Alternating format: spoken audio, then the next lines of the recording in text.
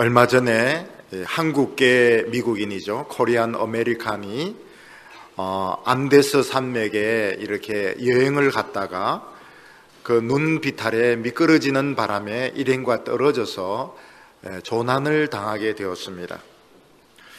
이 사람은 그 눈길 속에서 그 메몰아치는 눈보라 가운데서 군대에서 배웠던 거 기억을 해서 눈에 구멍을 뚫고 들어가서 그 안에서 눈 속에서 밤을 지냈습니다.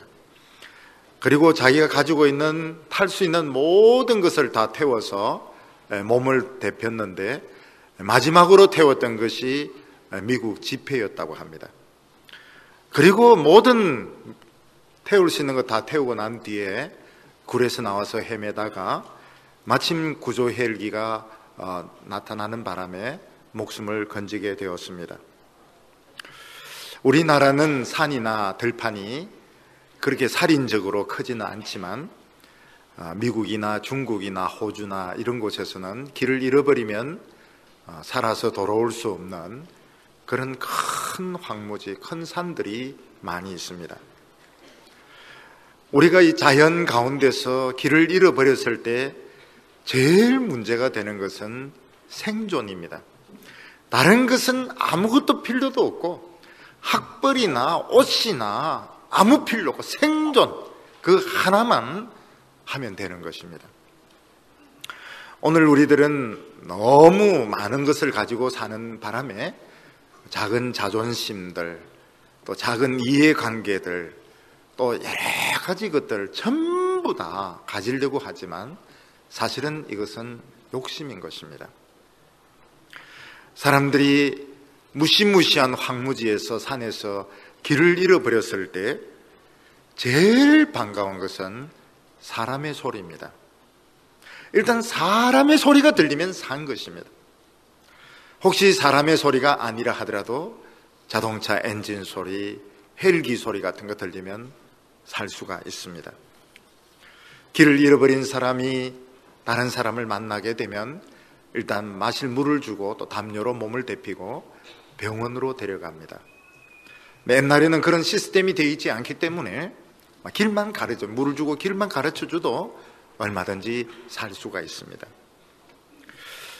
고등학생들이 대학교에 올라가면 제일 당황하는 것이 무엇인가 하면 길을 가르쳐 줄 수 있는 선생이 아무도 없다는 것입니다. 그래도 고등학교 다닐 때만 해도 담임 선생님이 있어서 때리고 꼬집고 발로 차고 이러면서 진학 상담은 해 주었는데 대학 들어가면 이게 없습니다.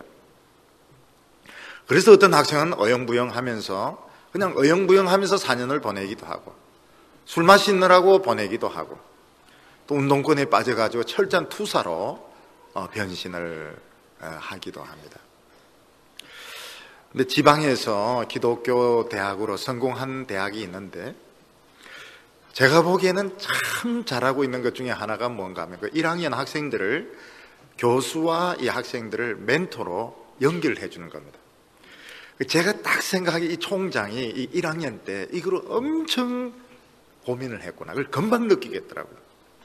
대학교에 딱 들어가 보면 어떻게 대학생활을 해야 되느냐, 어떤 과목을 이수해야 되느냐, 유학을 하려면 어떻게 준비해, 이런 걸 가르쳐 준 사람이 아무도 없습니다. 그래서 정말 어영부영 4년 보내다가 졸업장 따고 나옵니다. 그 대학교 총장님을 보내 제가 그 고민을 참 많이 했구나. 1학년 학생들 딱 들어오자마자 멘토를 딱 맺어줘가지고 생활을 지도해주게 하는 거 참 좋은 방법이다 이런 생각을 했습니다. 우리 젊은 청년들이 세상을 보면 길이 너무 많습니다. 내가 무엇을 전공하느냐 하는 데 따라서 의사가 될 수도 있고 기술자가 될 수도 있고 군인이 될 수도 있고 길이 너무 많습니다. 근데 막상 가보면 어떻습니까? 경쟁이 치열해서 갈 수가 없는 것입니다. 오늘 우리 젊은이들이 고민하는 것이 뭔가 길이 너무 많은데 실제로는 길이 없는 것입니다. 가보면 갈 수가 없습니다. 내 실력으로는 너무 경쟁이 치열해서 길이 없는 겁니다. 길이 많기도 하지만 길이 없기도 합니다. 우리나라에서 신동이라는 이런 별명을 들은 이 바이올리니스트가 있었습니다. 이 학생이 얼마나 이거를 잘했는지 민연대학이 16세가 돼 입학을 하는데 입학 연령을 학칙을 고쳐가 14살로 고쳐가지고 받아주었습니다. 얼마나 뛰어난지. 근데 이 학생은 그 뒤에 나는 최고로 잘해야 된다. 이 중압감에 마음의 부담을 느끼기 시작해서 우울증이 오게 되었는데 바이올린은 물론이고 바깥 출입을 할 수 없을 정도로 아주 심한 이런 중병에 걸리게 되었습니다. 그래서 바이올린도 포기하고 학교도 포기하고 인생도 망치고 모든 것을 중단하게 되었는데 어느 날 이제 목사님의 그런 설교 말씀을 듣고 조금씩 은혜가 되고 그리고 노인들이 좋아하는 이런 복음송들 쉬운 곡들 이렇게 연주하면서 조금씩 이제 치유가 되면서 이 사람은 이제 다시 바이올린을 하게 되었습니다. 우리가 이것을 통해서 알 수 있는 게 하나를 막 파고들면 성공할 수 있다 이런 생각이 얼마나 무식한 생각이냐 하는 것입니다. 하나를 막 파고 들어갔을 때 성공하기는 하지만 그 후유증이라고 하는 것은 엄청난 것입니다.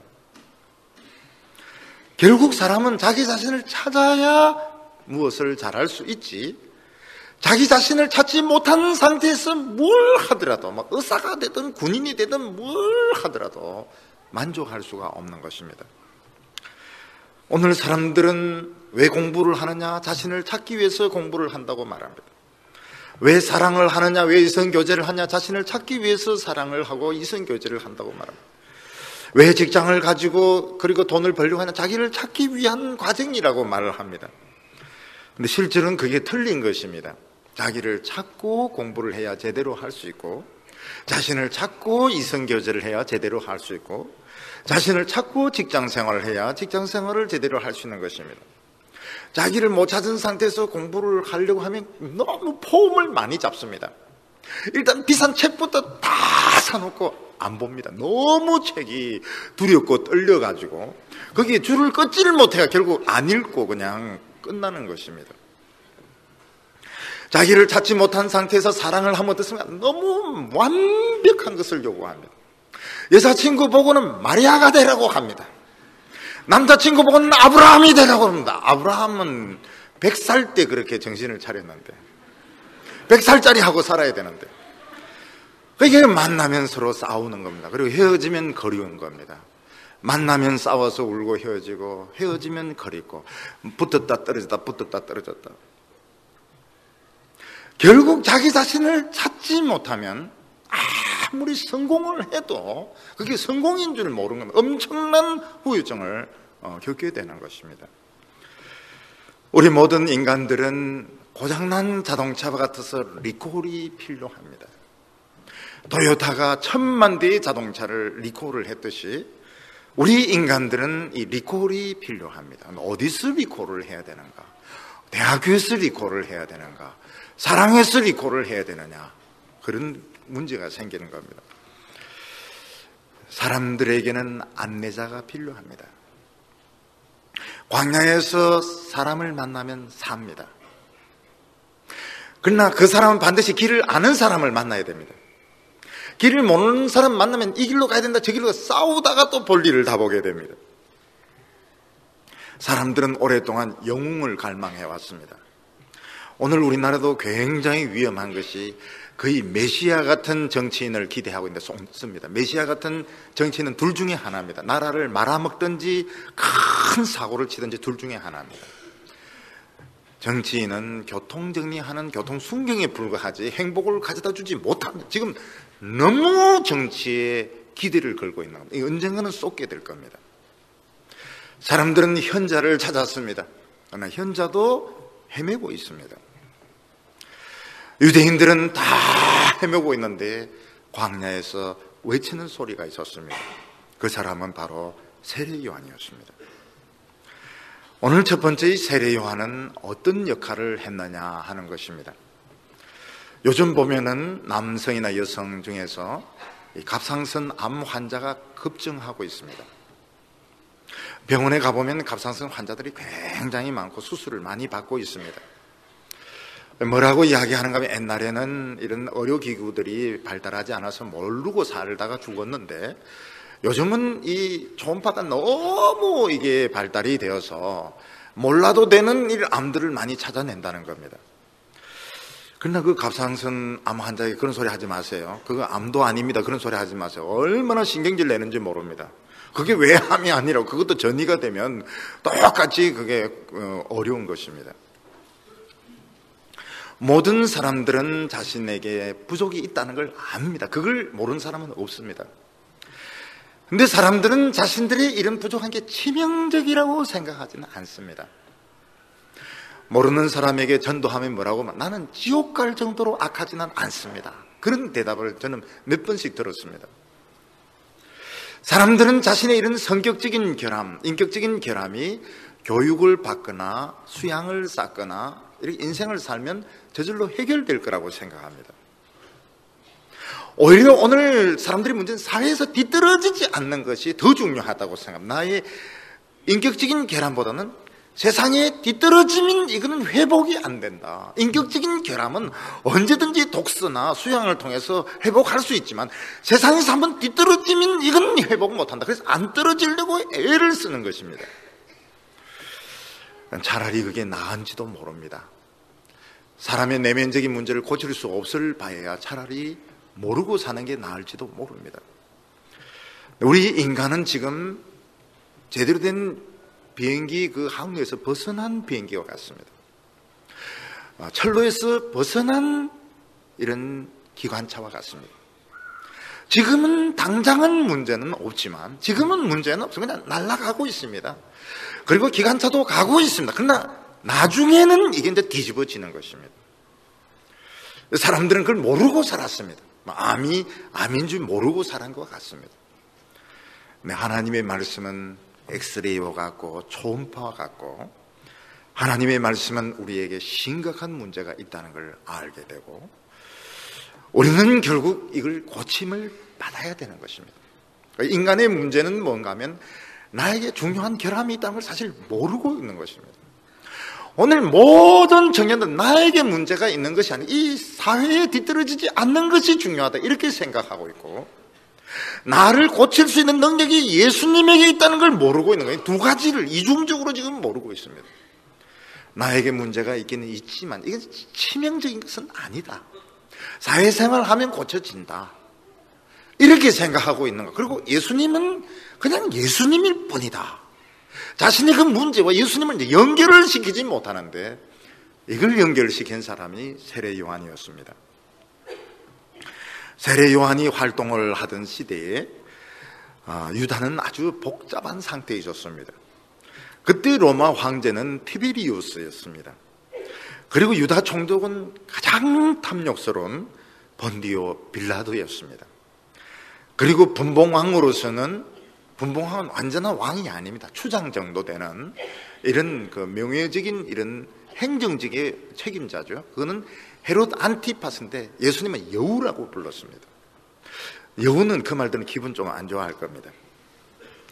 그리고 유다 제사장은 두 명이 번갈아 가면서 했는데 하나는 안나스와 가야바입니다. 안나스는 장인이고 가야바는 사위인데 둘이서 번갈아 가면서 다 해먹은 겁니다. 이 두 사람이 성전에서 모든 더러운 짓을 다 해먹고 결국 예수님을 처형하는 장본인이 이 사람들입니다. 이때 세례 요한이 하나님의 말씀을 전하기 시작합니다. 지도자는 썩었고 백성들은 갈 바를 모르는 이때에 어떻게 이 사람들에게 자신의 문제를 느끼게 하고 그 답이 예수님에게 있다고 연결시킬 수 있는 이게 세례 요한의 사명이었습니다. 세례 요한은 사람들의 죄를 그냥 그대로 책망했습니다. 이게 먹혀 들어갔습니다. 너희들 심각한 죄에 빠져 있다. 너희들 하나님의 진노 아래 있다. 이거는 이제 먹혀 들어갔는데 이 죄와 예수님을 연결시키는 게 너무 어려웠습니다.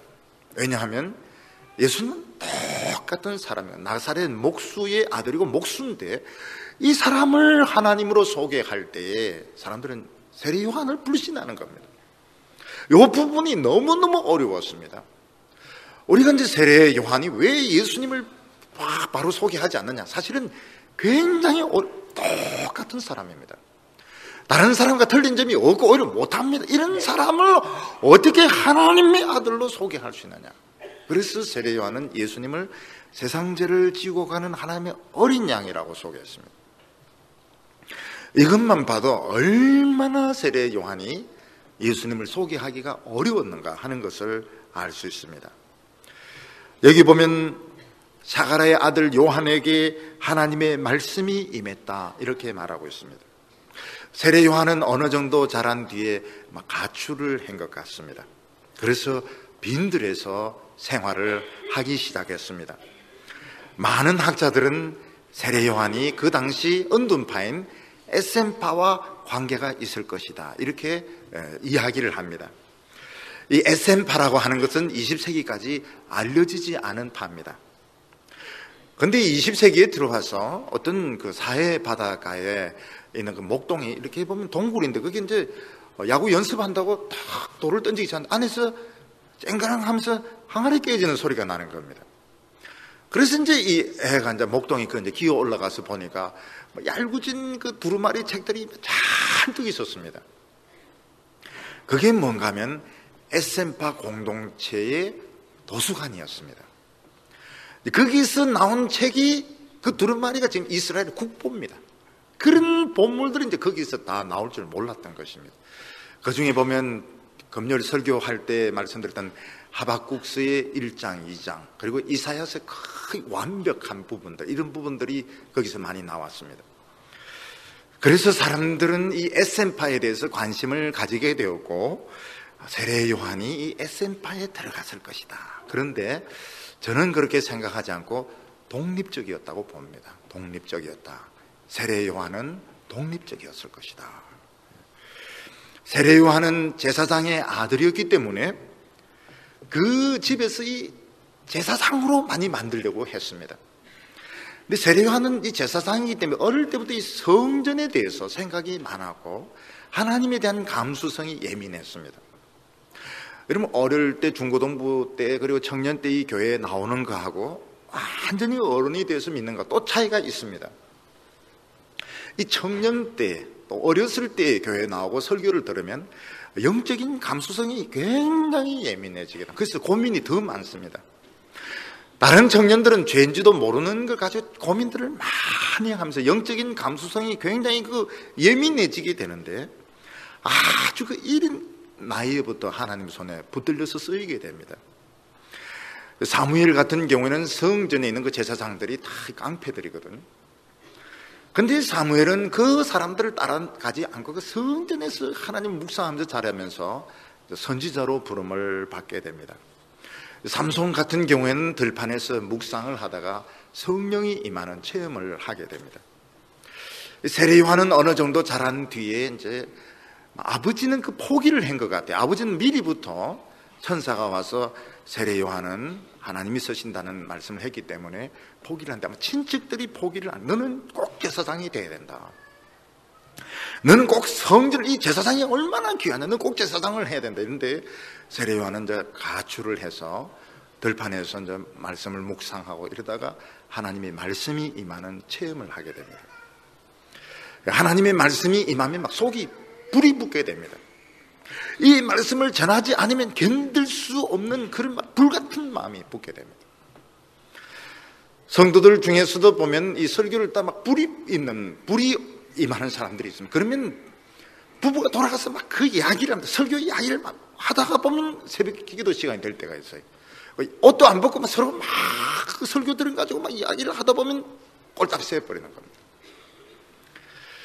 제가 오래전이죠. 지금은 이제 그분들이 지금 다 이제 전문의가 돼도 한 10년 차 정도 됐을 겁니다. 의대생들 모여서 수련회를 하는데 첫날에는 잘 들어요. 첫날에는 잘 듣는데 그 다음날 아침에 다 조는 겁니다. 다 졸아요. 아침에. 그래 왜 조는지 몰랐죠. 그래 이제 선배 한 명이 나와서 누가 조는 거야? 뭐 이러니까 자기들이 이제 그날 저녁에 들은 그 설교를 가지고 막 충격을 받아가 밤새도록 토론하다 밤을 다 새워버린 거예요. 그래서 이제 아침이 되니까 졸리니까 좋으니까 선배가 그래도 연필로 허벅지를 찍으면서 들어야지 왜 졸고 있느냐고. 야, 그거 보니까 그 의대 그 선배가 참 세더라고요. 청년들이 그냥 밤을 새워버린 거예요. 거기서 막 토론하고 이러다가 밤을 새워버린 거예요. 목회자도 이 불이 임해야 됩니다. 불이. 제가 옛날에는 그 이랜드 신입생들, 이랜드 한참 클 때 이제 신입사원들 수련회 하면 이제 그 설교를 하고 이랬는데 딱 세 부분으로 나눠집니다. 잘 믿는 사람 30%, 그리고 그냥 왔다 갔다 한 사람 30%, 완전 안 믿는 사람 한 30%. 그 설교하면은 한 30%는 잘 듣고 60%는 안 듣습니다. 도망갈 준비를 해요. 어떻게 하면 은혜를 안 받을까? 막 예배를 안 드리려고 막 미친 듯이 이럽니다. 그래서 제가 하나님께 기도를 드렸습니다. 하나님, 막 다 도망가네요. 몸은 앉아 있는데 마음은 이제 다 도망가고 있는 겁니다. 하나님, 다 도망가는데요. 좀 잡아주시죠. 저녁 때니까 완전히 달라졌습니다. 저녁 때니까 막 울고 회개하고 뒹굴고 막 이러는데 다들 충격을 받았죠. 그 뭐 방성기 목사님 이런 사람도 다 놀랬어요. 어떻게 직장 그 신입사원 수련회에서 막 회개 역사가 일어나는가? 하나님께서 한 사람 한 사람 잡으니까 그렇게 되는 겁니다. 하나님은 엘리야에게 불이 떨어지는 능력을 주셨습니다. 삼손에게는 성문을 뜯어내는 능력을 주셨습니다. 세례 요한에게는 양심을 사로잡는 능력을 주셨습니다. 결국 중요한 것은 불이 떨어지고 성문짝을 뜯어내는 것이 아니고 마음을 사로잡는 이 능력이 최고로 중요한데, 세례 요한에게는 사람이 마음을 잡는 이 능력이 있었던 것입니다. 오늘 두 번째로 보면 세례 요한은 자기는 광야에서 외치는 소리다 이렇게 말하고 있습니다. 여기 3절부터 보면 요한이 요단강 부근 각처에서 와서 죄사함을 얻게 하는 회개의 세례를 전파하니 선지자 이사야의 책에 쓴 바 광야에 외치는 자의 소리가 있어 가로되 너희는 주의 길을 예비하라. 그의 첩경을 평탄케 하라. 모든 골짜기가 메워지고 모든 산과 작은 산이 낮아지고 굽은 것이 곧아지고 험한 길이 평탄하여 질 것이요. 세례 요한이 설교한 것은 광야였습니다. 세례 요한은 제도권에 들어오지 않았습니다. 비제도권이었습니다. 왜 세례 요한은 제도권에 들어오지 않았냐? 제도권이 썩었다고 생각한 것입니다. 그래서 그 당시 제사장이나 바리새인들은 요한의 세례를 안 받았습니다. 왜냐하면 이 사람은 제도권 밖에 있는 사람이었기 때문입니다. 세례 요한이 얼마나 거룩을 중요했는지, 이게 제사장들이 하는 것이 성전을 가지고 장사하는 것이었거든요. 나는 이 장사하는 이 타락한 무리 속에 들어가지 않겠다. 아예 예루살렘 안에 들어가지를 않고 들판에서 막 설교를 해야 되었습니다. 나중에 예수님께서는 도시 안에 들어가십니다. 예수님 도시 안에 들어가시고 죄인을 만나시고 세리와 같이 음식을 막 잡수요. 거기서 충격을 받는 것이죠. 세례 요한은 아예 시장에서 만든 옷을 입지를 않았습니다. 낙타 털옷을 입었습니다. 아예 요리를 한 음식을 먹지 않았습니다. 세례 요한이 광야에서 외쳤던 것은 예루살렘이 부패했다고 생각하는, 오염됐다 이렇게 판단을 한 겁니다. 그리고 세례 요한이 광야에서 설교를 했던 이유는 지금 모든 이스라엘 백성들 지금 길을 잃고 헤매고 있는데 지금 도시 안에서는 길을 찾을 수가 없다는 것입니다. 길을 찾는 방법은 광야로 나옵니다. 광야에서 외치는 소리를 들어야 길을 찾는 것입니다.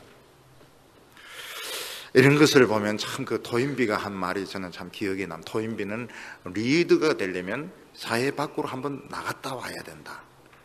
그래서 대표적인 예로 누구를 드는가 하면 모세를 들고 있고 세례 요한을 들고 있습니다. 그 사회 안에 속해 있으면 못 본다는 것입니다. 넓은 걸 못 본다는, 길을 못 본다는 거예요. 한번 거기서 밖에 나가서 객관적으로 사회를 볼 때, 자기 자신을 볼 때 이 사람은 이 리더가 될 수 있다. 이런 이야기를 했는데, 세례 요한은 너희들은 이 도시 안에 예루살렘 안에서는 길을 찾을 수 없다. 광야로 나와서 하나님 말씀을 들어야 된다. 그래서 광야에서 외쳤던 것입니다. 오늘도 마찬가지입니다. 오늘도 도시 안에서 또 복잡한 이런 관계에서는 길을 찾기 어렵습니다. 오늘 우리 청년들은 어떤 의미에서 지금 광야에 있습니다. 오히려 이렇게 광야에 있기 때문에 하나님의 말씀을 듣고 길을 찾기가 쉽습니다. 왜냐하면 우리의 길은 수직적인 길입니다. 하나님과 연결되는 길입니다. 왜 이 세상에 내 길이 보이지 않는 것일까? 이게 우리 길이 아니기 때문에 그렇습니다. 수직적인 이 길을 찾아야 이 땅에서도 길을 찾을 수가 있습니다. 세례 요한은 자신의 사명을 오로지 소리다 이랬습니다. 나는 소리에 불과하다. 소리는 실체가 아닙니다. 우리는 가끔 국가적으로 큰 부정이 드러났을 때 나는 깃털이고 몸통이 아니다 이런 소리를 자꾸 듣습니다. 몸통은 따로 있다. 크게 해먹은 놈은 따로 있다는 것이죠. 세례 요한은 자기는 오로지 소리에 불과하고 실체는 따로 있다는 것입니다. 그게 뭐 나는 치료하는 사람이 아니다. 나는 치료할 능력이 없다. 그러나 내 뒤에 오시는 그분이 성령으로 너희를 치료할 것이다. 그래서 참 이 세례 요한은 메시지가 분명했습니다. 너희들은 지금 예루살렘 안에서 성공해야 되고 출세해야 된다. 성공하려면 예루살렘에서 성공을 해야 되는데 그게 부패의 도시라는 것입니다. 그리고 거기서 나와서 광야에서 실업자로 있으면서 빌빌거리면서 하나님의 말씀을 들어야 길을 찾을 수 있고 나는 실체가 아니고 내 뒤에 오는 분이 실체라고 이야기했습니다. 세례 요한이 한 것이 무엇입니까? 우리가 하나님을 만나야 되는데 사실 하나님을 못 만납니다. 왜냐하면 어떤 사람은 너무 교만해서 예수님 보면 시시하게 보이고 또 어떤 사람은 너무 죄에 빠져있기 때문에 또 예수님을 보면 또 자기가 침체되어서 못 갑니다. 사람들이 설교를 듣는 것 같아도 사실은 다양한 입장에서 듣습니다. 어떤 사람은 목사님이 내를 겨냥해서 설교를 막 친다 이렇게 생각하니까 막 설교를 들으면서 굉장히 괴로운 분이 계세요. 또 어떤 분은 모든 걸 자기에게 다 적용을 시킵니다. 그날 들은 걸 전부 다 적용을 시키니까 수고하고 무거운 짐이 10배나 더 무거워지는 것입니다. 나중에 만나보면 뭐 그런 거 적용 안 해도 되는데 막 별 시시한 것까지 다 적용을 해서 설교를 마치고 돌아갈 때는 계단을 못 내려갈 정도로 너무 무거운 짐을 지는 사람들이 있습니다. 이게 이제 은혜를 한번 받아버리면 청년 때는 이 불세례 뜨거운 체험을 한번 해버리면 이게 아무것도 아닌데 우리가 이 광야에서 생존의 문제를 가지고 한번 싸워버리면 뭐 자존심, 뭐 이해관계, 학점 이게 아무것도 아니거든요. 사람이 이 생존의 문제 앞에서는 이 문제가 안 되는 겁니다. 우리는 너무 많은 것을 다 가지려 하고 너무 많은 것을 다 채우려고 하니까 오히려 마음이 너무 좁아져서 큰 거를 못 보는 것입니다. 세례 요한은 굉장히 선이 굵은 선지자였습니다. 이 예루살렘은 부패다. 여기서 나와서 광야에서 하나님의 음성을 들어야 길을 찾을 수 있다. 그리고 나는 실체가 아니다. 나는 소리에 불과하고 내 뒤에 오시는 분이 너희들을 고쳐줄 거라고 했습니다. 오늘 여기서 요한은 회개에 이런 세례를 주게 됩니다. 많은 학자들이 관심을 가진 것이 요한이 준 세례가 어디서 나왔을까? 그래서 바리새인들이 묻습니다. 누가 내게 세례를 주라 하더냐? 이걸 묻습니다. 이걸 보면 요한의 세례는 굉장히 독창적인 것입니다. 그런 세례를 준 사람이 없는 겁니다. 그런데 예수님은 요한이 준 세례를 그대로 물려받아서 세례를 주었습니다. 요한의 세례는 사실 예수님이 주라고 한 것입니다. 옛날 구약시대 때 보면 죄를 지은 사람은 이스라엘 진 밖으로 나가야 됩니다. 그리고 다시 들어올 때는 우슬초란 풀에 물을 찍어서 이제 뿌리면서 내 죄가 씻음 받았다 이 선언하고 들어와야 되는데 세례 요한은 모든 이스라엘 물에 잠그었습니다. 물에 팍 집어넣습니다. 물에 집어넣어서 너희들은 전부 다 죄인이다. 우리 하나님 앞에서 한번 죽었다 살아나야 된다. 그런 의미에서 이 세례를 주었는데 요한의 세례는 굉장히 독창적이었습니다. 그리고 이게 오늘 기독교 세례의 뿌리가 되는 것입니다. 물론 기초를 거슬러 올라가면 정결례식, 우슬초로 물을 뿌리는 거기서부터 시작이 된 것은 사실이지만 요한은 사람을 요단강물에 집어넣었던 것입니다. 옛날에 이런 이야기들 보면은 참 세례 주면서 이야기가 많습니다. 뭐 얄개전 이런 거 보면 애 먹인 이런 애는 목사님이 너무 물속에 안에 많이 집어넣고 있어가지고 거의 한번 죽었다가 살아나는 이런 경우도 있고요. 한번 제가 이 호주에 가보니까 바다에서 세례를 주더라고요. 바다에서 이제 목사님하고 장로님 들어가고 교인들이 들어가서 한번 물속에 팍 담그더니 할렐루야 이러면서 올라오는데 굉장히 그 인상적이었어요. 그래 한 번은 제가 설교하면서 그 이야기 했더니 우리 교인이 세례를 받고 이러면서 할렐루야 뭐 이러니까 또 교인들이 또 뭣도 모르고 막 박수도 치고 이래가지고 굉장히 그 은혜스러운 이런 세례식이 되었습니다. 세례 요한은 기존 틀을 완전히 깨었습니다. 어떤 식으로 기존의 틀을 깼는가 하면 그 자기들이 유대인이라고 자부심을 가지고 오는 이 사람들을 뭐라고 불러? 독사의 새끼들을 이렇게 불러요. 독사의 뱀새끼들아. 독사는 이 마귀를 말하거든요.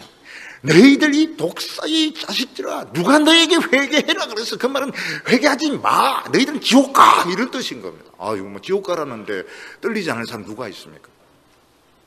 너희들이 무슨 아브라함의 자손이라고. 하나님은 이 돌들로도 아브라함 자손을 만들 것이다. 여러분, 이 우리가 지금 이 성경에 기록이 되어 있으니까 이게 좀 덜 와닿는 것이지. 그 현장에 있었으면 꼼짝도 못합니다. 어떻게 독사의 자식들, 이 마귀 새끼들아, 너희들이 어떻게 와서 은혜 받으려고 해? 그리고 뭐 아브라함의 자손, 이 돌들로도 아브라함의 자손을 만들 수 있다고. 그리고 도끼가 나무 뿌리에 지금 놓여 있다는 겁니다. 나무꾼이 지금 나무를 지금 베려고 와서 도끼를 세워놓고 춤을 뱉은 춤입니까? 침입니까? 이러면서 이제 이러고 있는데 너희들 회개에 합당한 열매를 안 맺으면 다 찍어버린다는 것입니다. 이 당시에는 꽃은 피지만 열매를 맺지 못하는 나무들이 많았습니다. 열매를 안 맺으면 소용이 없다는 겁니다. 열매를 맺어야 된다. 회개에 합당한 열매를 맺어야 된다. 소리를 질렀습니다. 비행기를 타고 어디를 갈 때요, 사람들이 이제 무엇에 관심을 가지는가 하면 면세품에 관심을 가지고, 여성들은 특히 화장품 이런 데 관심을 가지고, 가방에 관심을 가지고요. 어떤 여성은 너무 화장품이나 가방에 관심을 가진 나머지 비행기 티켓팅도 안 하고 막 쇼핑을 하다가 비행기를 놓치는 경우가 있습니다. 어디 갈 때 제일 중요한 것은 비행기 티켓팅부터 해놓고 좌석 확인부터 해놓고 그 다음에 무슨 식사를 하든지 쇼핑을 하든지 면세품을 사든지, 이렇게 외국에 가도 보면 티켓팅 해도 다시 확인을, 컨펌을 해라 그럽니다. 컨펌을 비행기 타기 한 몇 시간 전에 꼭 컨펌을 해라 그래요. 그 착오가 있을 수 있으니까요. 오늘 우리에게 제일 중요한 것은 이 천국, 내 자신의 영적인 상태를 확인을 하고 연애를 해야 되는 겁니다. 확인을 하고 연애를 해야 되고, 확인하고 공부를 해야 되고요. 제가 옛날에 이제 그 중학생 또래, 저는 학교 생활을 제대로 못 했는데 그래도 조금 할 때가 있었습니다. 이 학생 중에 이쁜 여학생이 있었어요.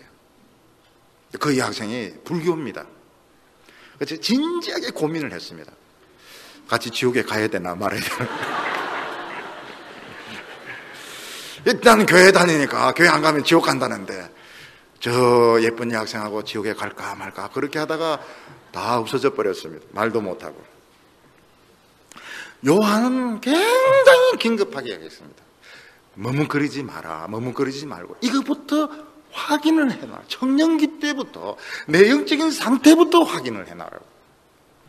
오늘 우리 주위에 보면 진짜 너무 잘 삽니다.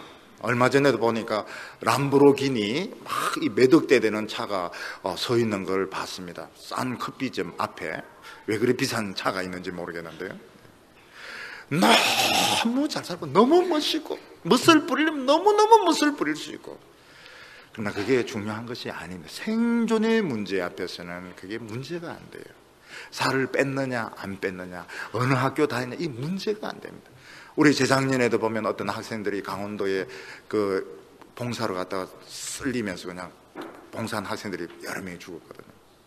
오늘 우리는 너무 사소한 것까지 전부 다 채우려고 하는데 사실은 이게 길이 아닙니다. 큰 거를 잡는 생존의 문제, 진리의 문제, 가치의 문제, 이걸 찾아야 되는 것입니다. 세례 요한은 뭐라고 말합니까? 도끼가 나무 뿌리에 놓였으니까 지금 회개하면 다 찍어버린다. 지금 다 잘라버린다. 지금 나무꾼이 지금 침 뱉고 지금 호흡을 조절하고 있는데 너희들 지금 딴짓할 시간이 없다는 것입니다. 지금 청년 때 이거 안 하면 어렵습니다. 지금 대학생 때, 지금 청년 때에 이 문제를 확인하지 않으면 어렵습니다. 나중에 점점 사람이 세속하게 되고 뻔뻔스러워지게 되고 이런 감각이 없어지게 됩니다. 지금 청년 때는, 이 대학생 때는, 이럴 때는 굉장히 예민할 때거든요. 감수성이 예민할 때고, 이때 진리를 찾고 자기를 살려야지 사는 것이지, 떼먹고 난 뒤에는 이때는 그냥 도매금으로 떠내려가게 되는 겁니다. 지금이 굉장히 중요한 시기입니다. 지금이 어떤 물질적인 편의주의에 빠져서, 지금 어떤 외적인 이런 사치에 빠져서 가는 것은 결국 자기 영혼을 팔아먹는 것밖에 안 됩니다. 세례 요한의 설교는 기존 틀을 다 깨버리는 겁니다.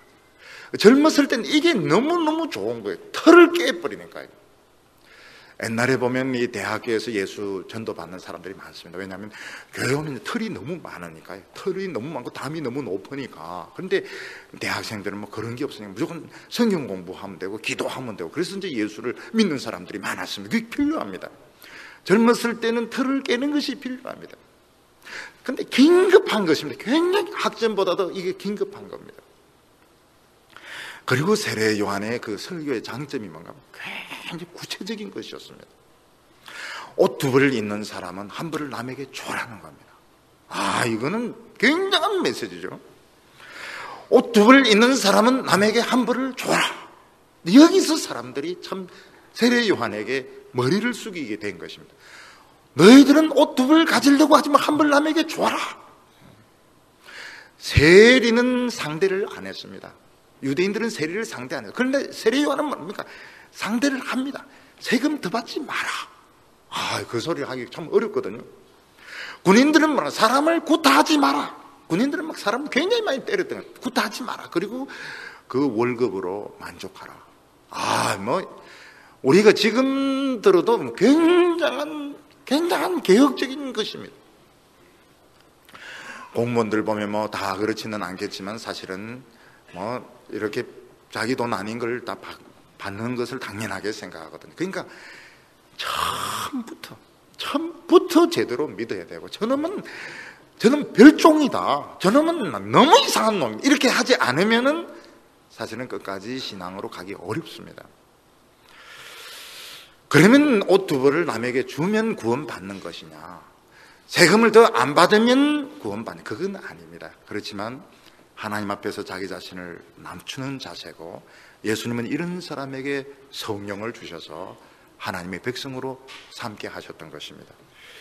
오늘 우리가 기억해야 될 것은 뭔가 청년의 때는 길이 너무 많습니다.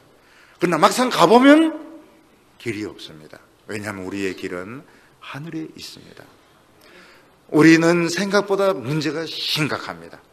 세상에 뒤떨어지지 않는 것보다 심각한 것이 우리 안에 있는데, 예수님은 그것을 고치러 왔습니다. 이 청년의 때 그걸 고치지 않으면 늦습니다. 반드시 청년의 때 예수님을 만나야 됩니다. 내 자신을 치료받아야 됩니다. 그래서 우리의 남은 인생을 돈에 매이지 말고, 명예에 매이지 말고, 정말 하나님이 옳다고 하는 것을 위해서 사는 멋진 여러분들 다 되시기를 축원합니다. 오늘 우리 한 세 가지 제목 가지고 기도하십시다. 이 청년의 때에 하나님 나를 구별하셔서 나를 깨끗하게 하셔서 이 광야에서 하나님의 음성을 듣고 내 길을 찾을 수 있도록 기도하십시다. 두 번째는 3월이 시작되었습니다. 1월 2월에 좋지 못한 기억들, 생각들 다 지워주시고 새 마음으로 새 능력으로 나갈 수 있도록 기도하십시다. 그리고 세 번째는 3월부터 우리 노방전도가 시작이 됩니다. 또 캠퍼스 전도가 되게 됩니다. 그리고 탈북자들, 중국에 억류된 사람들 이렇게 북한으로 송환이 되지 못하도록 하나님 막아달라고 우리 한번 뜨겁게 우리 통성으로 기도하겠습니다. 거룩하신 아버지 하나님이시여, 방황하고 있는 저희들을 하나님께서 불러주셔서 붙잡아 주시기를 원합니다. 주님이시여, 저희들을 축복하여 주시옵소서. 하나밖에 없는 이 세상 살면서 우리 주위에는 너무나도 많은 죄와 유혹들이 우리를 유혹하고 있습니다. 오 주여, 광야에서 저희들이 하나님을 만나게 하여 주시고 길이 열리게 하여 주시기를 원합니다. 이곳에서 저희들이 깨끗함을 받고 성령을 체험하게 하여 주시옵소서. 아버지 하나님이시여, 한평생 살아가면서 돈의 욕심이 되지 않고 명예의 욕심이 되지 않고 하나님의 뜻을 위하여 사는 저희들이 되게 하여 주시옵소서. 한 사람 한 사람 우리 자신의 가치를 주여 찾게 하여 주시옵소서. 아름다운 모습으로 나타나게 하여 주시옵소서. 거룩하신 하나님 아버지, 이 방황하는 청년의 때에 하나님 붙잡아 주시기를 원합니다. 우리가 이 세상에서 열심히 길을 찾지만 이 세상은 우리의 길이 아닙니다. 오늘 이 광야에서 세미한 하나님의 음성을 듣게 하여 주시고 이곳에서 천국을 향한 길이 열리게 하여 주시옵소서. 야곱이 들판에서 돌을 베게 하고 자다가 사닥다리가 하늘에 연결되고 하늘이 열린 것을 보고 하나님을 만났던 것처럼 오늘 여기서 내 자신의 가치를 찾게 하여 주시옵소서. 하나님 아버지, 저희들은 위축되어 있습니다. 불안해하고 있습니다. 하나님께서 나의 산성이 되시고 반석이 되어 주시기를 원합니다. 어느 누구 앞에서도 당당한 아름다운 사람으로 만들어 주시고 내 자신의 가치를 되찾게 하여 주시옵소서. 3월달이 시작이 되었습니다. 주여, 지난 좋지 못한 기억들 다 지워주시고 새 마음 새 능력으로 시작하게 하여 주시옵소서. 예수님의 이름으로 기도하옵나이다. 아멘.